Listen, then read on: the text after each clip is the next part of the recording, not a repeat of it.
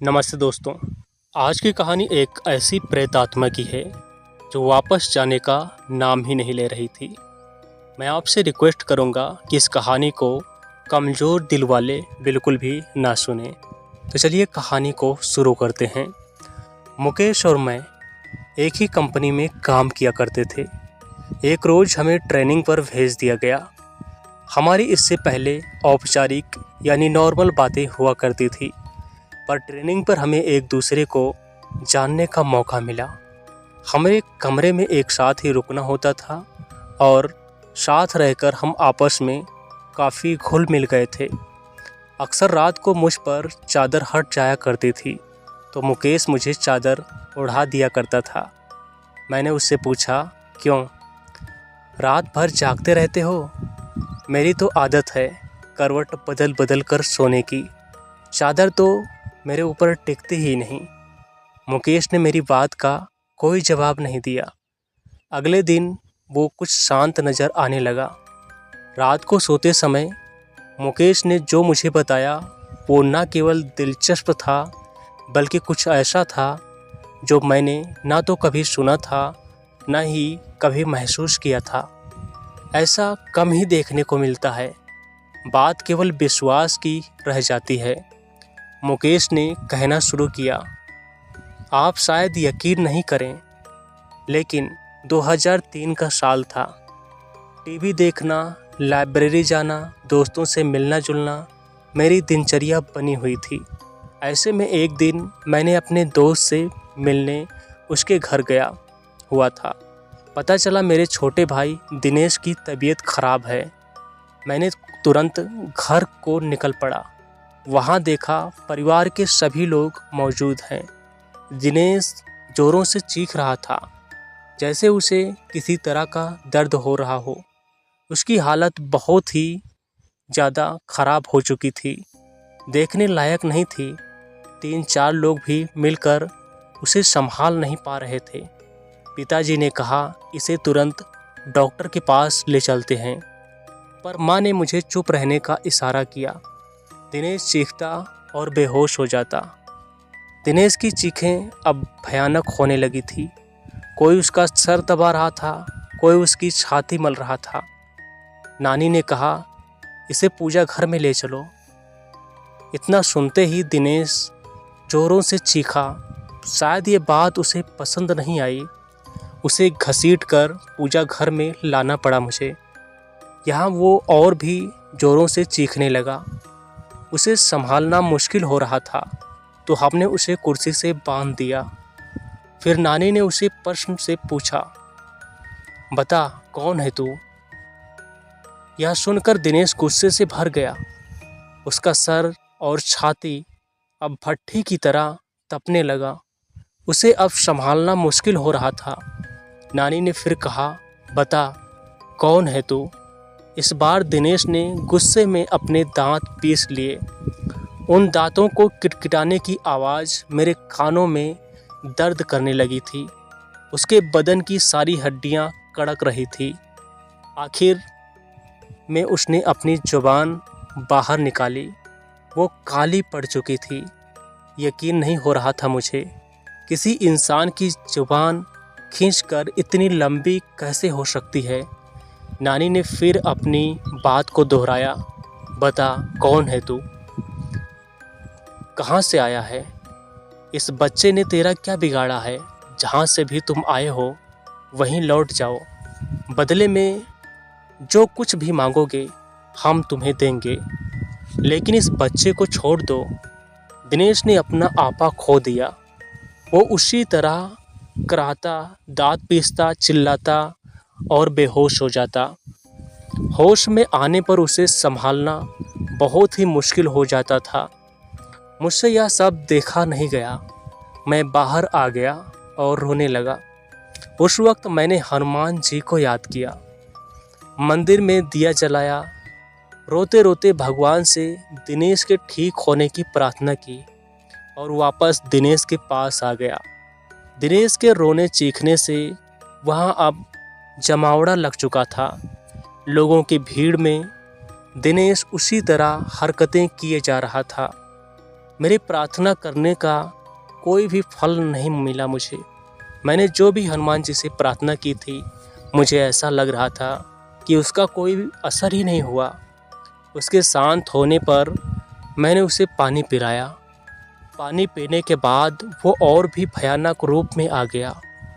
उसका चेहरा एकदम काला हो गया, आंखें लाल सुर्ख हो गई। यह वो दिनेश नहीं था जिसे मैं पहचानता था। ऐसा लग रहा था जैसे उसकी आंखें फटकर बाहर आ जाएंगी।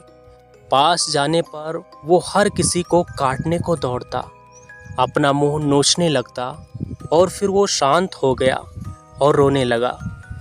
मैंने पूछा, तुम कौन हो? क्यों हमें परेशान कर रहे हो? दिनेश ने मेरी तरफ ऐसे देखा जैसे मेरी जान ले लेगा। दिनेश कुछ देर ऐसे मुझे घूरता रहा। वो दिनेश नहीं था, उसकी जगह किसी और ने ले ली थी। सबको बारी बारी घूरने के बाद उसकी आंखें अपने क्वार्टर में गोल गोल घूमने लगी एक ही धुरी पर। ऐसा नज़ारा जीवन में पहली बार देख रहा था।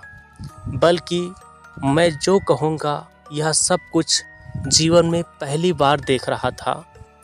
वो चीखना चिल्लाना, भयानक सी हंसी, वो दांत पीसना, किटकिटाना, दांत में दर्द कराहना, हड्डियों का एक साथ कटकटाना, सब कुछ एक मनहूसियत में बदल चुका था। फिर दिनेश ने एक लंबी सांस खींची और छोड़ी। उसकी सांस की दुर्गंध इतनी थी, सब अपना मुंह ढककर घर से बाहर निकल गए और वो पागलों की तरह हंसा। वापस अंदर जाने पर दिनेश ने फिर से सभी को घूरने लगा। हमने वापस उससे पूछा, कौन हो तुम? फिर वो एक औरत की आवाज़ में बोला, मैं शाहडोल की हूँ, मैं हूँ तंत्रा। उसने मुझे जगा दिया है, मैं इसे नहीं छोड़ूंगी, इसे अपने साथ लेकर जाऊंगी। और हंसने लगी। हमने कहा, जो तुम मांगोगी हम तुम्हें देंगे, पर इसे छोड़ दो। वो दुष्ट आत्मा अब अपने रूप में आ चुकी थी और बोली, मुझे एक मटकी, 4 नारियल, चुनरी, श्रृंगार का पूरा सामान ला कर दो तो मैं चली जाऊंगी, नहीं तो इसे अपने साथ लेकर जाऊंगी। जल्दी करो, जल्दी करो, दफ़ा हो जाओ यहाँ से। ये सामान लेकर ही आना, वरना इसे तो मैं कच्चा चबा जाऊंगी। और ज़ोर ज़ोर से हंसने लगी। हम सब के चेहरे पीले पड़ गए। माँ और मैं तेज़ी से बाहर की तरफ निकले। रास्ते में माँ रोने लगी तो मैंने उनसे कहा, दिलासा दी, सब ठीक हो जाएगा माँ। माँ बोली, कुछ भी ठीक नहीं होगा, कुछ भी ठीक होने वाला नहीं है मुकेश। मैंने तुझे बताया नहीं, इससे पहले जब अपना पहला असर दिखाया था इसने, तब दिनेश को क्या हुआ हम समझ ही नहीं पाए थे। दिनेश के साथियों ने हमें बताया, उस दिन दिनेश के ऑफिस में मीटिंग थी। सब आपस में हंस बोल रहे थे, सब कुछ ठीक चल रहा था। अचानक दिनेश की तबीयत बिगड़ने लगी। दिनेश के सामने रखा गिलास उठाया और पानी पिया। पानी पीते ही दिनेश बेहोश हो गया। उसके साथी चौंक गए। 2 लोगों ने मिलकर उसे टेबल पर लिटाया। उस समय उसकी आंखों से आंसू बह रहे थे। वो अपने साथियों से कुछ कहना चाह रहा था, लेकिन उसके मुंह से कुछ शब्द भी नहीं निकल पा रहे थे। उसके साथियों ने उसे हॉस्पिटल ले गए। हमें जैसे ही यह सूचना मिली, हम सभी वहां पहुंच गए। दिनेश कुछ देर बाद ठीक हो गया। क्या हुआ उसे खुद भी नहीं मालूम था। उसे इतना याद था कि वो बेहोश हो गया था। उसके बाद कभी ऐसा नहीं हुआ जिससे कोई परेशानी हो। तुम ठीक कह रही हो माँ, उसके बाद भी कुछ हुआ था? क्या मतलब? माँ बोली, मतलब ये माँ, पिछली बार जब मैं छुट्टियों में घर आया था, उस रात मैं कमरे में सो रहा था। रात के 3 बजे का समय था। कमरे की खिड़की खुली थी और उससे तेज हवा कमरे में आ रही थी। उस हवा के शोर से मेरी आंख खुली। मैंने देखा एक साया मेरे पास खड़ा था। ध्यान से देखने पर भी मैं उसका चेहरा ना देख पाया। उसके चेहरे पर कालिक लगी हुई थी। ऐसा लग रहा था कि उसके चेहरे पर कालिक के अलावा कुछ ना था। उसका शरीर धुएं जैसा था। अचानक वो साया बादल की तरह तैरता मेरे पास आने लगा। मैं घबरा गया और अपनी चादर में मैंने अपने आप को समेट लिया। वापस देखा तो वो साया वहाँ नहीं था। इसे अपना वहम मानकर मैं भूल चुका था। पर अब दिनेश की हालत देखकर लगता है कुछ तो ज़रूर हुआ था माँ। इसके बाद मैं मटकी लेने चला गया और माँ श्रृंगार के लिए सामान खरीदने लगी। मुझे दुकानें बंद मिली तो मैं सीधे कुम्हार के घर चला गया। वहाँ से लाल और काली दोनों मटकी ले आया। वापस आकर ज्यों ही सामान सामने दिनेश के रखा, वो शांत हो गया। नानी उसे देखने लगी और दिनेश के सामने जाकर खड़ी हो गई। कुछ देर तक नानी उसे ऐसे ही देखती रही। तो हमने नानी से पूछा, क्या हुआ नानी? नानी हमारी ओर पलटी। अब नानी के चेहरे के भाव दिनेश जैसे हो गए थे। हम और भी घबरा गए। नानी ने भी उसी चीख के साथ रोना शुरू कर दिया।